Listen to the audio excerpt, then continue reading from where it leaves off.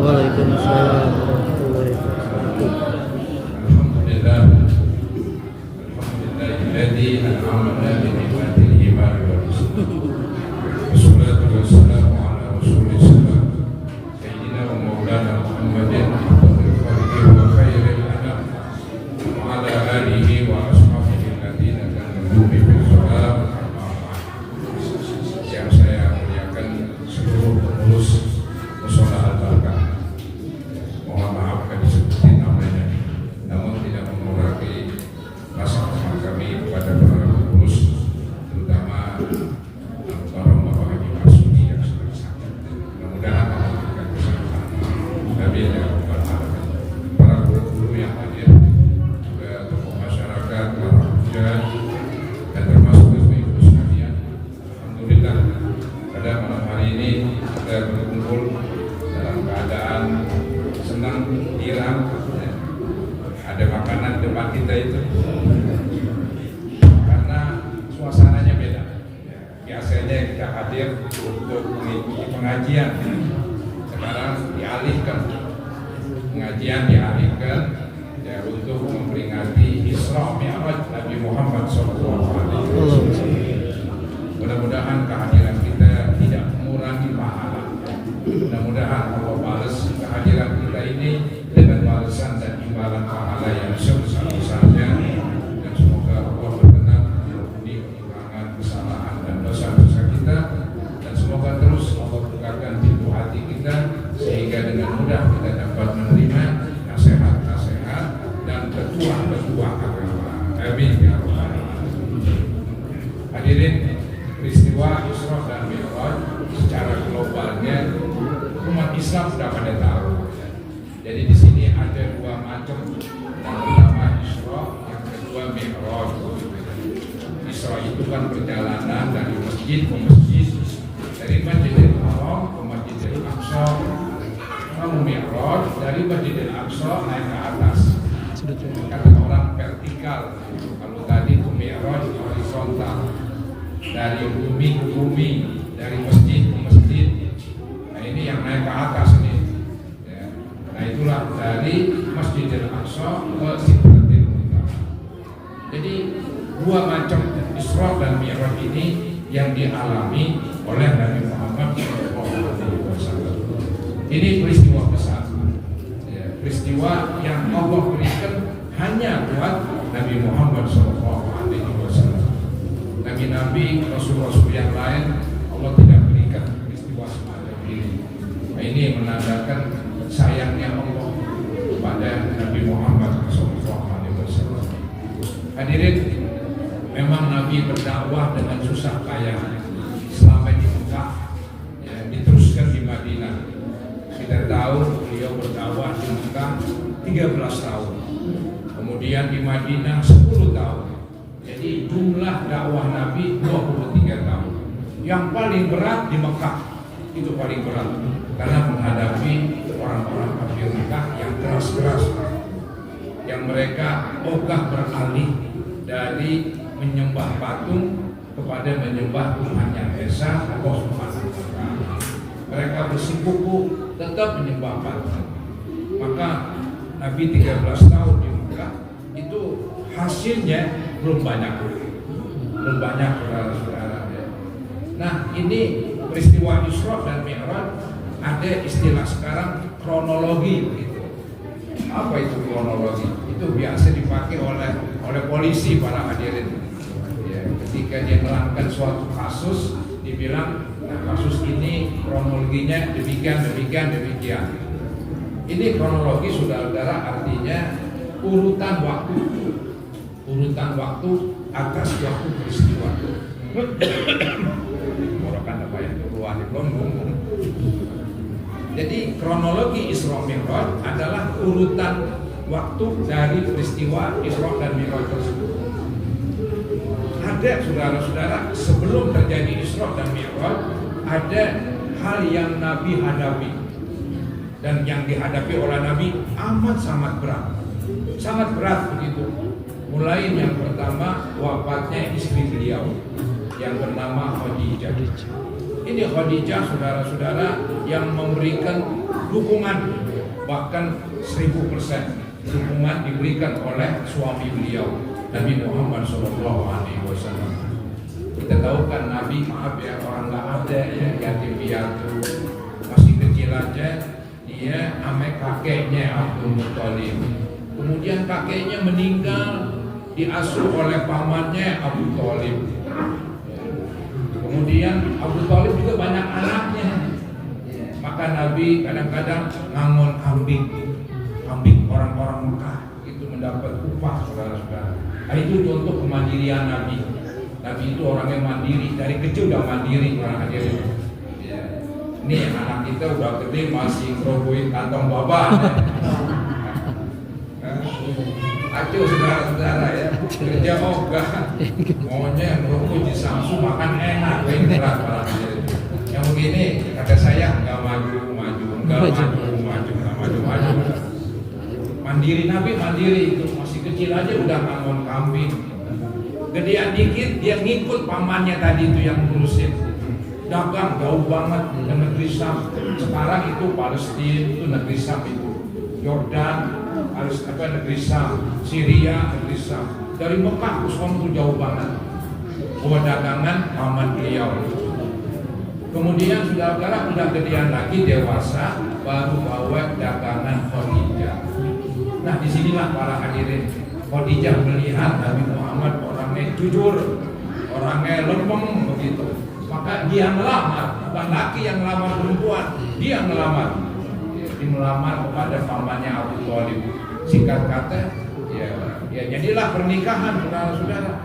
Nah disitulah ketika Nabi Muhammad diangkat jadi Rasul. Nabi Muhammad ini kan tugasnya berdakwah. Jadi nggak bisa dibarengin dengan usaha, Nah disinilah fungsi Khadijah. Hartanya yang banyak banget diberikan untuk perjuangan Nabi Muhammad SAW. Padahal saudara-saudara, Khadijah ini kan seorang perempuan, tapi dia orang kaya, disebut dia saudagar Mekah. Maka Allah pertemukan. Ini sudah istilah kerennya, Allah udah program Nabi Muhammad akan punya istri perempuan yang kaya. Karena nanti Nabi Muhammad akan berdakwah. Kalau berdakwah kan nggak bisa langsung dagang, berdakwah, berdagang. Repot para hadirin, repot begitu. Jadi Allah memberikan harta. Kan ada ayat wajadaka a'ilam fa'agna. Allah dapatkan engkau dalam keadaan maaf miskin, maka Allah kayain. Bagaimana caranya Allah kayakin Nabi Muhammad? Dengan dinikahkan Khadijah itu dengan beliau. Makanya Khadijah banyak membantu dengan hartanya dakwah Nabi. Kemudian Khadijah meninggal. Nah, ini yang berat yang saya bilang. Ini kronologi Isra Mi'raj ya. Dan Isra Mi'raj itu kan semacam bukti kasih sayang Allah kepada Nabi Muhammad SAW. Diajak pergi, mungkin bahasa kampung diajak ramasa kali, dari bumi ke langit ke atas saudara-saudara, ya, melebihi Apollo, melebihi. melewati bulan ke atas begitu. Itulah Nabi Muhammad SAW. Kalau sayang beliau, tapi ketika dia meninggal tuh Khadijah, maka Nabi sangat terpukul karena Khadijah yang membantu, yang mensupport begitu dengan hartanya. Maka saudara-saudara, disebutlah ya itu tahun-tahun sedih karena Khadijah meninggal. Ada ulama mengatakan begini, bukan semata-mata Nabi sedih gara-gara Khadijah atau istri meninggal, tapi Khadijah lebih dari istri, uangnya tuh yang banyak buat dakwah Nabi. Biarlah Nabi kasarnya nggak cari rezeki, tapi berdakwah ke sana kemari. Jadi makan dari hasil usaha Khadijah. Ini hebat sekali saudara-saudara. Istri yang begini nih jangan dikuburin sebelum mati. Jangan dikuburin sebelum mati. Masih hidup. Masih hidup. Ya. Wah, dosa besar salah. Istri bukan main membantu. Tapi kalau istri sudah membantu suami, jangan ungkit-ungkit ya. Tadi bilang, apa kan kemarin cuma modal tanah kolor, aja udah hilang tuh pahalanya udah semua buyar saudara-saudara. Karena diungkit-ungkit, nggak boleh. Istri ungkit-ungkit suami ungkit-ungkit istri, atau teman kepada teman nggak boleh. Yang boleh guru sama murid, orang tua sama anak tuh boleh tuh. Itu pengecualian, boleh ungkit-ungkit. Ya, suami istri suami nggak boleh. Khadijah nggak pernah ungkit-ungkit. Maka Nabi bukan main terpukul. Itulah tahun kesedihan saudara-saudara. Ya. Nah, ketika setelah 1 bulan, pamannya Abu Thalib yang dulu bimbing Nabi, bahkan dia asalnya menjadi backing Nabi Muhammad SAW. Itu pamannya kan dia sebagai lurah Mekah. Ya. Jadi orang pikir-pikir dulu tuh Abu Jahal, Abu Lahab mau nyakitin Nabi Muhammad, dia akan melihat pamannya nih Abu Thalib nggak jadi dah, nggak jadi para hadirin. Nah, ketika Nabi Muhammad ini kehilangan paman Abu Thalib, orang-orang kafir makin menunjang. Bahkan katanya Nabi Muhammad ketika berdakwah dirurubin debu kepalanya. Dirurubin debu kan terlalu berani, kepala orang dirurubin debu. Nabi orangnya kan nggak ngelawan, dia sangat sabar. Kan dalam rangka berdakwah begitu berat. Itu gara-gara pamannya udah meninggal, orang Mekah mulai menunjang. Orang Mekah mulai berani begitu. Akhirnya saudara-saudara, ketika istilahnya paman meninggal, jadi kesedihan di atas kesedihan. Sedihnya double. Berdakwah nggak ada yang terima di Mekah, malah dicaci maki, dirurubin kepalanya dengan debu itu Nabi Muhammad. Sedih sekali. Itulah yang disebut Amul Huzni, tahun kesedihan. Karena yang dulu backing, yang dulu bantuin dakwah Nabi udah pada nggak ada. Nabi cuma sendirian. Akhirnya Nabi berpikir, dia pikir kalau orang Mekah banyak menentang, saya mau coba keluar kota. Kemana? Ke Taif. Taif itu sekarang saya lihat di Google jaraknya antara 90-100 km. Nabi ke Taif jalan kaki, saudara-saudara, mau berdakwah terhadap orang-orang Taif di sana. Jalan kaki coba, 100 km jalan kaki. Waduh, kalau kita udah langsung out saudara-saudara, nggak bisa ya. Baru kemari dari sini ke mana juga Kalibadah langsung out jalan kaki. Tapi Nabi Muhammad saudara-saudara bukan main. Beliau ditemenin sama mantan budaknya, namanya Zaid bin Harithah. Ini kalau nggak salah Zaid bin Harithah adalah warisan dari Khadijah begitu, budak. Kemudian Nabi merdekain.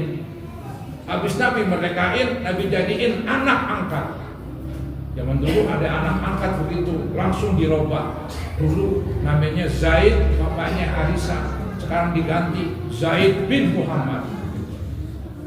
Maka turun ayat Al-Quran melarang. Nabi Muhammad itu nggak boleh.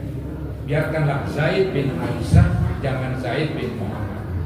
Ya istilahnya kita tuh ngangkat anak, ngurusin anak, ya anak asuh boleh aja, tapi jangan dihilangin identitasnya. Tetap bin bapaknya asli, jangan bin saya nih yang ngurusin. Ntar pahalanya hilang, malah dapat dosa saudara-saudara. Ya, menghilangkan identitas seseorang. Jadi Nabi pergi berdua dengan Zaid bin Harisah. Itu jalan kaki, saudara-saudara. Kemudian sampai di Taif, beliau berdakwah begitu. Apa yang terjadi? Malah disambitin, bukan disambut. Disambit, bukan disambut. Ya kalau kita kan ada kiai datang disambut para hadirin, ya sendalnya juga diatur, diamanin begitu, dikasih tempat duduk yang enak. Ini Nabi Muhammad disambitin, sampai-sampai katanya kakinya berdarah, kepalanya berdarah. Nabi bersembunyi, akhirnya berusaha gitu, masuk sesuatu kebun. Ini kebun dimiliki oleh orang Quraisy, orang Mekah, cuman tinggal di Taif. Untung katanya dia orang Quraisy begitu, Nabi kan dari Quraisy juga. Cuman kalau tadinya orang ini, saya lupa namanya, tinggalnya di kota Taif. Nabi Muhammad kan tinggalnya di Mekah, sama-sama satu suku. Akhirnya dikasih tempat tuh di kebun dia. Di situ banyak kebun korma. Ya, dikasih sudah standar korma. Sampai banyak ininya anggur juga. Dikasih standar anggur buat Nabi Muhammad SAW yang pada berdarah. Nabi mengobatin kakinya, mengobatin kepalanya, gara-gara disambitin oleh budak-budak Taif dengan suruhan para majikan. Jadi kasarnya ini dunia sempit, dunia menolak Nabi. Kasarnya begitu, di Mekah ditolak, pergi ke Taif ditolak begitu. Akhirnya Allah Subhanahu wa Ta'ala ngajak Nabi bahwa kalau bumi menolak, langit belum menolak. Diangkat ke langit, saudara-saudara. Itulah peristiwa Mi'raj yang sebelumnya peristiwa Isra. Jadi ada Isra, ada Mi'raj. Jadi bolehlah kalau saya katakan Isra Mi'raj ini untuk menunjukkan kasih sayang Allah kepada Nabi Muhammad. Nabi Muhammad yang disakitin di kota Mekah, disakitin di kota Taif, kemana pun dipergi untuk berdakwah, tak ada yang menerima.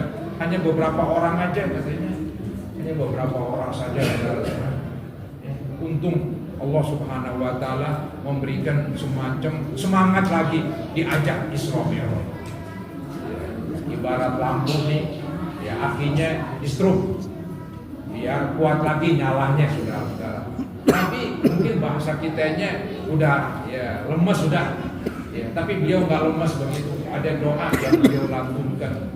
Ya, seandainya orang menolak nggak apa-apa, asalkan Allah nggak marah sama dia. Yang penting walaupun belum berhasil, ya nggak apa-apa begitu. Yang penting Allah tidak benci kepada beliau. Itulah doa Nabi. Ya, gambaran Nabi tetap masih cinta kepada Allah. Nabi tetap masih menjalankan tugasnya sebagai Rasul. Enggak kalau gitu, gue berhenti aja dah jadi Rasul kan. Capek nih jadi Rasul, capek jadi Nabi, berhenti aja. Enggak ada tuh kata berhenti. Enggak ada kata berhenti. Yang penting Allah gak marah gitu. Dan dia terus berdakwah. Jadi saudara-saudara, itulah yang saya sebut kronologi. Peristiwa-peristiwa urutan sebelum terjadinya Isra Mi'raj. Beliau dalam kesulitan, dalam stres kasarnya, ya, tapi Allah Subhanahu wa Ta'ala angkat beliau, mengajak yaitu Isra dan Mi'raj. Disitulah Allah menunjukkan kehormatan, kemuliaan Nabi Muhammad SAW. Saking mulianya tuh Nabi Muhammad yang Allah berikan. Ketika Isra itu kan dari masjid ke masjid.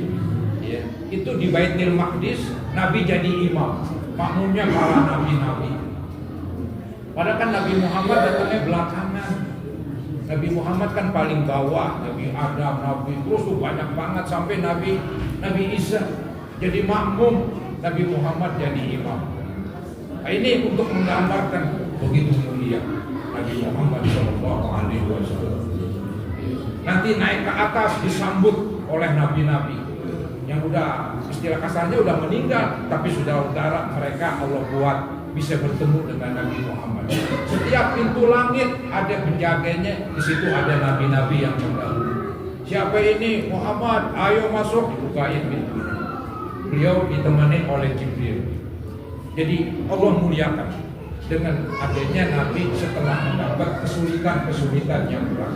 Jadi inilah saudara-saudara, inna ma'al usri yusra. Inna ma'al usri yusra. Sesungguhnya dalam kesulitan ada kemudahan. Jadi semuanya begitu.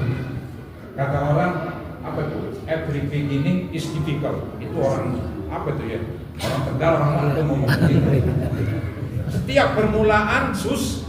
Setiap permulaan susah apa aja. Dia dagang susah, belum laku, ya, belum ada yang beli. Berapa para hadirin? Nanti ada yang beli, mungkin orang tipu, bukan main. Cobaan. Ya, Allah sudah memberi contoh Nabi Muhammad.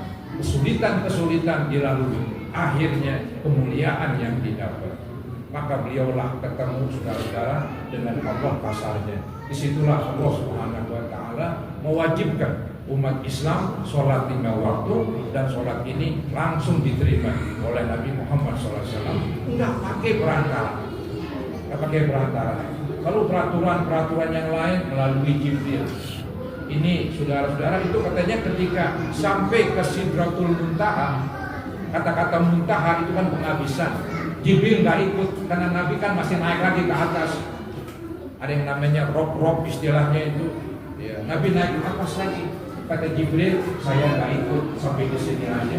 Kalau saya ikut, saya kebakar. Waduh, hebat sekali. Jibril pun masih lebih rendah dari Nabi Muhammad SAW. Itu hebatnya Nabi Muhammad. Allah muliakan. Walaupun di dunia waktu itu ya, beliau betul-betul dibenci, dimaki dan macam-macam, tapi di langit betul-betul beliau dimuliakan. Sampai-sampai itu kalau dibandingkan antara Nabi Muhammad dengan Jibril, masih lebih tinggi kedudukan Nabi Muhammad SAW. Dengan bukti ketika sampai ke Sidratul Muntaha, Jibril gak bisa ngikut. Kata Jibril, kalau saya ngikut, saya akan kebakar. Nabi Muhammad akan kebakar. Bisa langsung ke atas lagi, saudara-saudara, menerima wahyu perintah untuk sholat 5 waktu.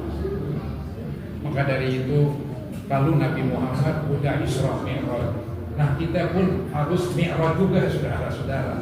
Apa yang Mi'rajnya kita? Sembahyang. Makanya yang disebut dalam hadis as-sholat mi'rajul mu'min. Jangan dia ikut hadir acara Isra Mi'raj tapi sembahyang kaget, saudara-saudara ya.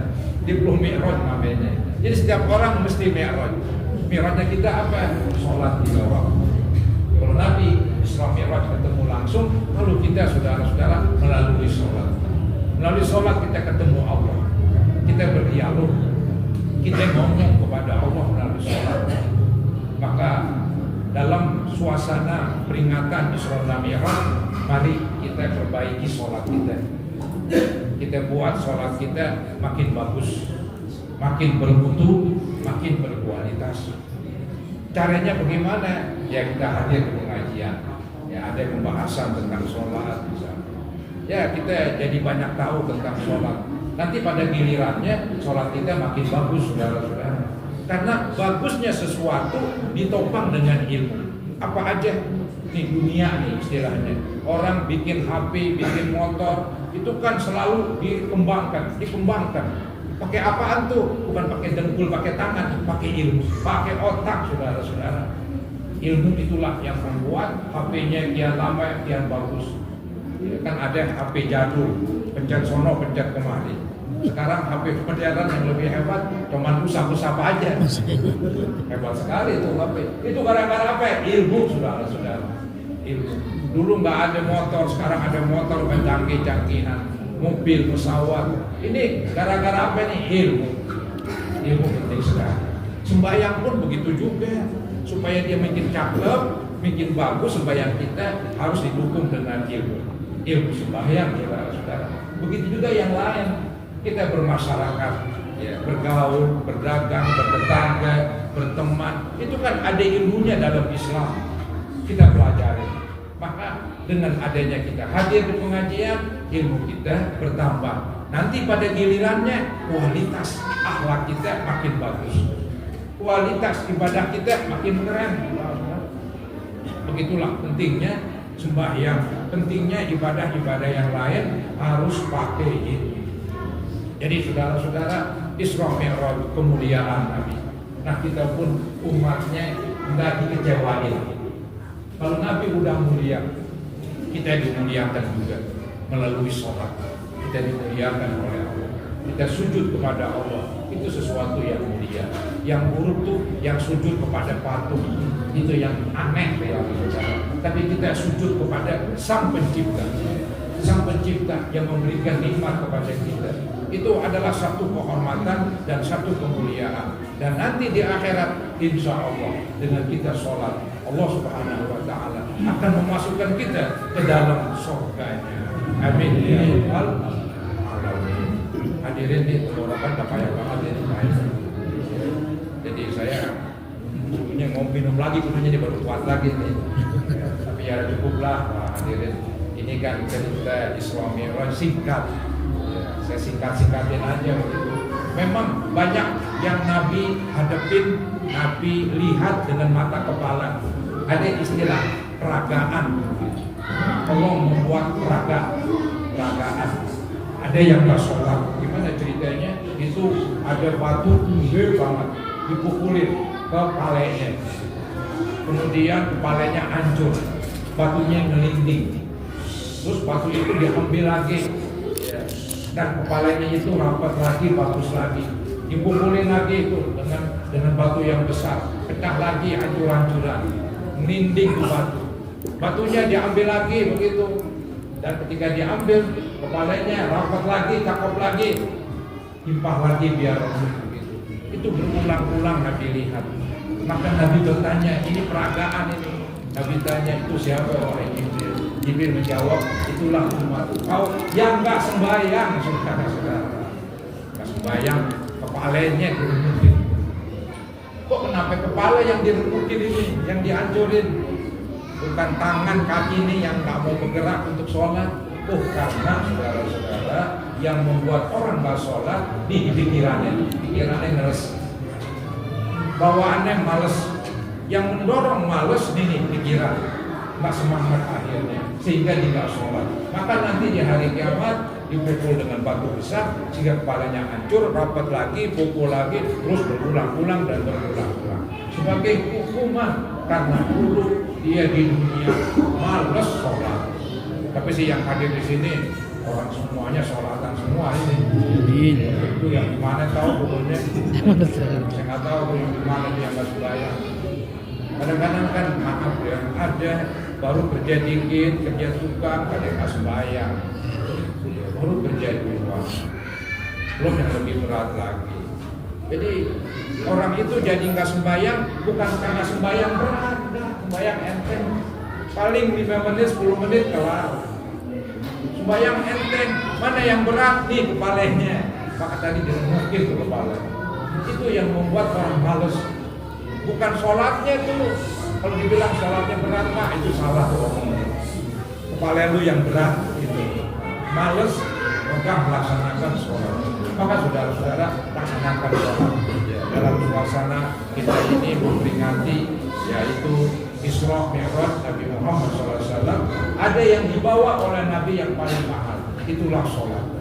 Itu paling mahal. Dan sholat ini saudara-saudara itu adalah kumpulan dari rukun Islam. Kan rukun Islam ada berapa ya coba? Ada 5 ya. Rukun Islam ada 5. Di antaranya 2 kalimat syahadat, terus sholat, puasa, zakat, haji. Gitu. Nah, di dalam sholat itu ada 2 kalimat syahadat. Jadi inilah hebatnya sholat. Di dalam sholat kumpul tuh semua rukun Islam. Rukun Islam yang pertama 2 kalimat syahadat. Di dalam sholat ada. Itulah kita lihat asyhadu an la ilaha illallah wa asyhadu anna muhammadar rasulullah. Itu ada.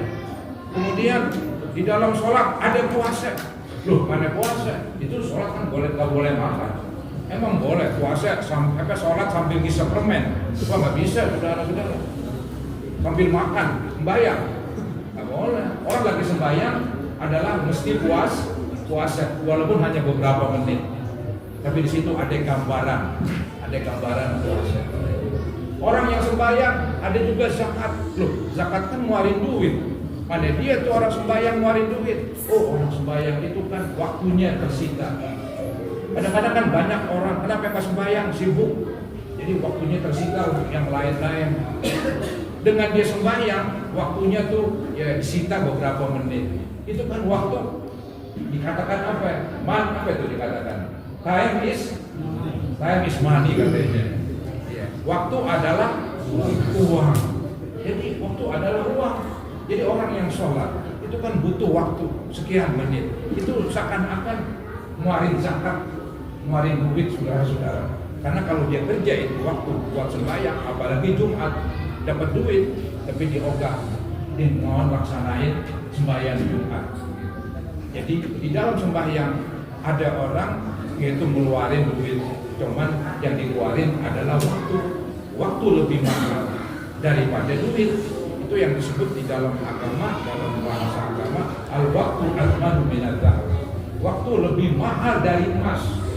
Kalau emas tiap hari naik, ya, emas antam, emas batangan naik mulu katanya. Ya. Tapi saudara-saudara, waktu lebih mahal dari emas. Itu kata orang. Jadi orang yang sholat butuh waktu, waktunya terkikis, tapi dia itu seakan-akan ngeluarin zakat. Jadi di dalam sholat ada 2 kalimat syahadat, di dalam sholat ada puasa, di dalam sholat ada zakat, di dalam sholat ada haji. Mana tuh haji? Supaya ada kita Ka'bah sono. Walaupun dia berangkat ke sono, tapi dia kan menghadap ke Ka'bah. Ka'bah itu kan pusat orang bikin haji dan bikin umroh. Jadi kalau gitu katanya sembahyang itu mumpul di dalamnya 5 rukun besar. Itu hebatnya sholat. Bahkan kalau sholat ini saudara-saudara tidak membedakan. Kalau puasa masih boleh juga puasa. Bagi orang yang tua jumbo boleh nggak puasa, nanti bayar fidyah aja. Ya, kalau sembahyang mau jumbo kan, ya, mau setruk sama akalnya masih berjalan, wajib sholat. Ini sholat lagi. Jadi sholat ini nggak bedain mau kaya mau miskin, mau sehat mau sakit. Habis suaranya habis saudara ya. Jadi sholat begitu hebat, nggak bedain si kaya, nggak bedain si miskin, nggak bedain si sehat, juga nggak bedain si sakit dan si sehat. Semuanya wajib sholat. Itu yang disebut sholat itu hampir semua orang Islam, bukan hampir, setiap yang ngaku orang Islam wajib sholat. Tapi belum tentu yang orang Islam dia puasa. Boleh jadi dia udah jumbo, udah nggak kuat, boleh nggak puasa. Boleh jadi dia miskin, nggak bayar zakat. Boleh jadi dia miskin, nggak wajib haji. Tapi kalau sholat tetap. Jadi sholat ini bukan main, kemuliaan yang Allah berikan. Jadi bukan siksaan saudara-saudara, ini kemuliaan. Nabi sendiri itu kalau ketika lagi dalam kesusahan, apa hiburannya? Dengan sholat. Hiburannya sholat begitu. Ketika lagi susah menghadapi ini, menghadapi itu, menghadapi banyak urusan, hiburannya tidak lain dengan sholat. Hatinya jadi tenang. Maka kerjakanlah saudara-saudara sholat. Ini sholat paling penting yang dibawa oleh Nabi dari Isra dan Mi'raj. Mudah-mudahan apa yang saya sampaikan ada manfaatnya buat kita sekalian.